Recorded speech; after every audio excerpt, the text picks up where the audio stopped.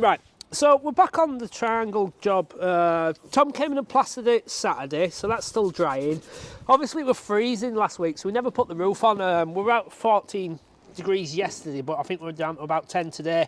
Right, problem with it is, so because it's such a it's a small build, but the shape of it makes it big, so the viscreen wasn't big enough to cover it, so we had to get the rubber in. I'm going to talk about that in a minute, but you can see the condensation on the top there, the moisture build up, so the sun's now just come up, so we're going to let that dry off a little bit so that we can roll it back and not get any water on the roof. But I just want to, can you see that, David, when I draw there? Yep. So that's the shape of the build, right? So this is the front elevation there, and it was just under 6 metres, yeah? So what we've had to do is get a piece of rubber 6 by 6.5. So what we've had is a piece of rubber like that, yeah? Absolutely massive. And obviously all that is wastage, so 6 is 36. There's like, I don't know, nearly 40 square metres of rubber there, but the building itself is only 12.8 square metres, so you can see how much actual wastage is, and the rubber's cost me a bloody fortune, and more than 50% of it's gone in the bin.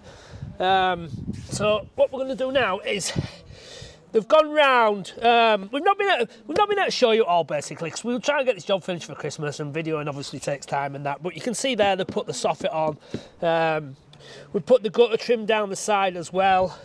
2 lots of gutter trim both sides, but I'm going to show you that going on. And then you've obviously got this really tight angle there, and you can't actually get a corner cover piece for a triangle, so I'm going to put a square one on there, but I'll show you that. It looks quite well, it looks alright when it's on, to be fair, so that's that.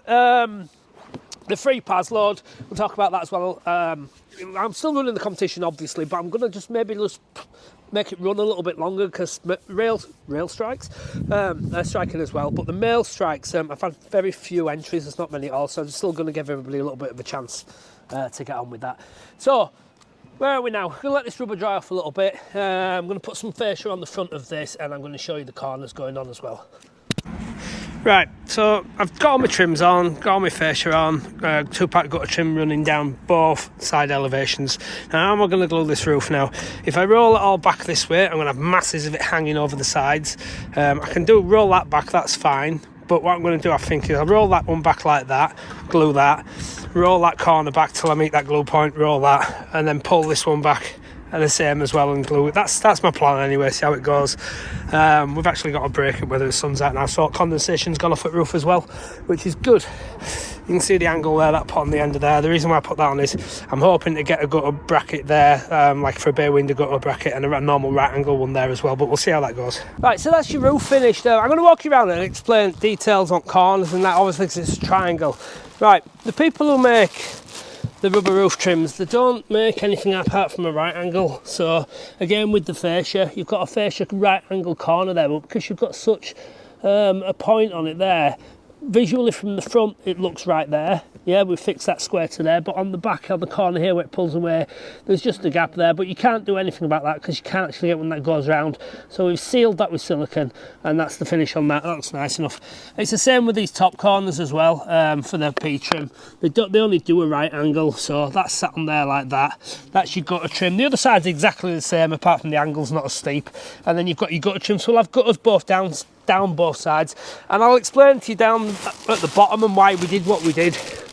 Right, so you've got your corner, that's the shape of the building basically, but I know that I can't finish that properly with a gutter or any kind of trims, so what I did, I created a right angle there and then another angle there, which I guessed at the bay window angle, because you can get a trim. So you've got your corner trim there, and then you've got this bay window trim there as well, which covers the joint on your fascia. I've sort of guessed that angle, but it's pretty much bang on. And now I know that's gone on there as well.